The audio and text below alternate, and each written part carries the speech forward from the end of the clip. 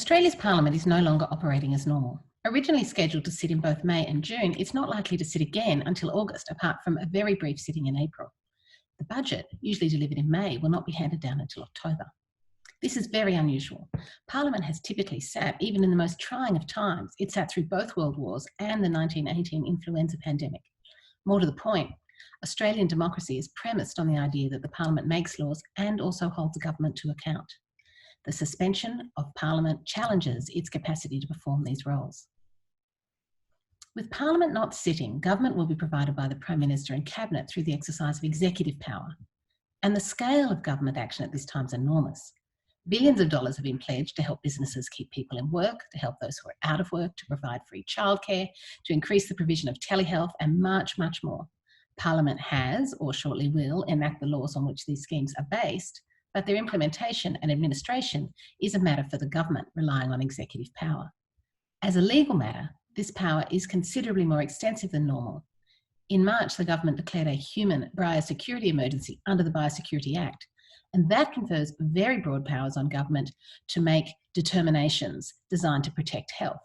Unusually, these determinations apply even when they're inconsistent with other Australian laws.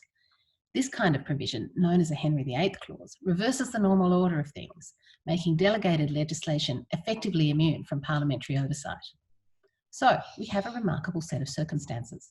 Just as the pandemic has required government to act in unprecedented ways, it has also made it difficult for Parliament to scrutinise government. And all this is being repeated at the state level, where premiers and their cabinets are exercising extensive powers while at the same time parliamentary sittings have been disrupted.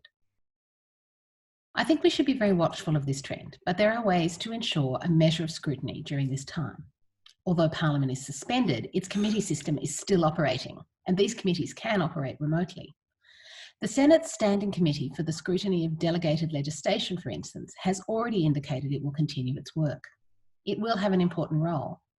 But because of the Henry VIII clause in the Biosecurity Act, the power of that committee to review some of the delegated legislation associated with the COVID-19 response is limited. For that reason, and also because of the scale and complexity of the COVID-19 response, something more is needed. One very welcome measure is the establishment of a Senate Select Committee to scrutinise the COVID-19 response as a whole. This move, which mirrors a decision taken by the New Zealand Parliament to establish an Epidemic Response Committee, provides powerful oversight mechanism, including powers that ministers and others appear, even if virtually, before it to answer questions.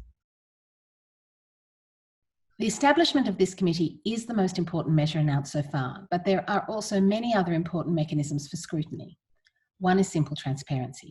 For instance, as in the New Zealand case, committee proceedings should be live streamed and transcripts made available through a single, easy-to-use page. Governments are already and should continue to make all information about the pandemic response widely and easily available. Transparency will facilitate scrutiny of a different kind, by media, by experts in universities and elsewhere, and by other institutions of civil society. Indeed, the creation of the new Senate Select Committee followed a call for such a measure by prominent Australians, which was made under the auspices of the Australia Institute. This form of scrutiny is an established feature of our democracy, and it's important as ever. Of course, we want to be constructive at this time, but it is not time to replace healthy scepticism of government with complacency.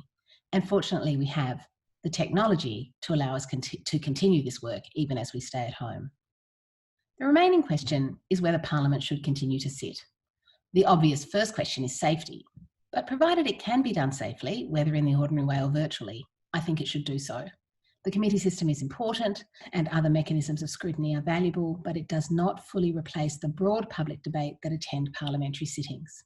And more than that, the resumption of Parliament reassures the Australian people that democracy is functioning and the extraordinary measures necessary to fight the pandemic are being properly scrutinised.